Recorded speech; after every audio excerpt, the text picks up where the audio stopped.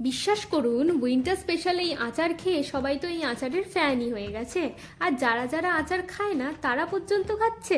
By the way, আমি আপনাদের Trisha and welcome to my channel Trisha sister ট্রিটে। আর আজকে আমি বানাচ্ছি উইন্টার স্পেশাল মিক্স ভেজ আচার। এই মিক্স ভেজ আচার কিন্তু বানানো খুবই সহজ, আর এটা কিন্তু খেতেও খুব সুন্দর। তাহলে চলুন শুরু করা যাক। এই মিক্স ভেজ আচার বানানোর জন্য আমি এখানে কয়েকটা সবজি নিয়ে নিচ্ছি। যেমন আমি এখানে অল্প একটু আদা, 10 কোয়া মতো রসুন, এখানে আমি 10টা কাঁচা লঙ্কা নিয়ে নিয়েছি, একটা গাজর নিয়েছি আর একটা মূলো নিয়েছি। এবারে প্রথমে এগুলোকে ভালো করে খোসা ছাড়িয়ে জল দিয়ে ধুয়ে পরিষ্কার করে নেব।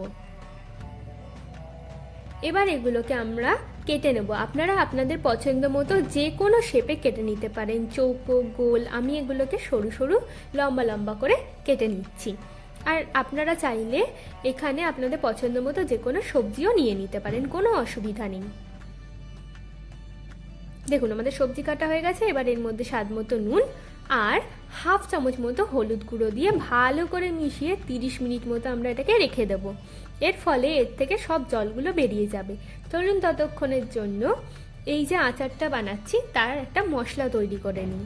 এই মশলাটা তৈরি করার জন্য বাটির মধ্যে আমি হাফ চামচ মতো কালো সর্ষে, হাফ চামচ সাদা সর্ষে, 1 চামচ মৌরি, হাফ চামচ গোলমরিচ, হাফ চামচ মেথি আর একটা শুকনো লঙ্কা দিয়ে এগুলোকে শুকনো খোলায় প্রথমে ভালো করে ভেজে নিচ্ছি।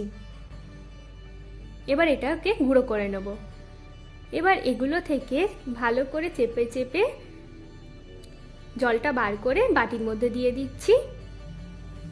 দেখুন এর থেকে কতটা পরিমাণে জল বেরিয়েছে। এবার এর মধ্যে 1 চামচ মতো 5 ফোড়ন, 2 চামচ আচারের যে মশলাটা বানিয়েছিলাম সেটা দিয়ে দেবো, হাফ চামচ মতো হলুদের গুঁড়ো, স্বাদ মতো নুন দিচ্ছি, 1 চামচ মতো কাশ্মীরি লাল লঙ্কার গুঁড়ো দিচ্ছি আর অল্প একটু হিং দিচ্ছি।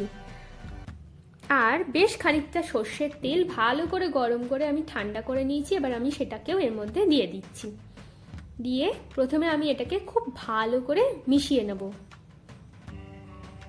ভালো করে মেশানো হয়ে গেছে। এবারে লাস্টে আমি দেবো এর মধ্যে 4 চামচ মতো ভিনিগার। এতে কিন্তু আচারটা অনেক দিন পর্যন্ত ভালো থাকে।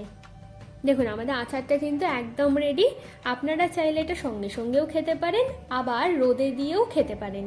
অন্তত 3 থেকে 4 দিন মতো এটা রোদে দেবেন, তাহলে দেখবেন আচারটা খেতে আরও ভালো লাগছে।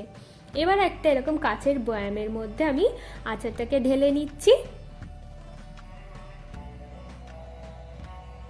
আর একটা কাপড় দিয়ে আমি মুড়িয়ে এটাকে 3-4 দিনের জন্য রোদে দিয়ে দেবো।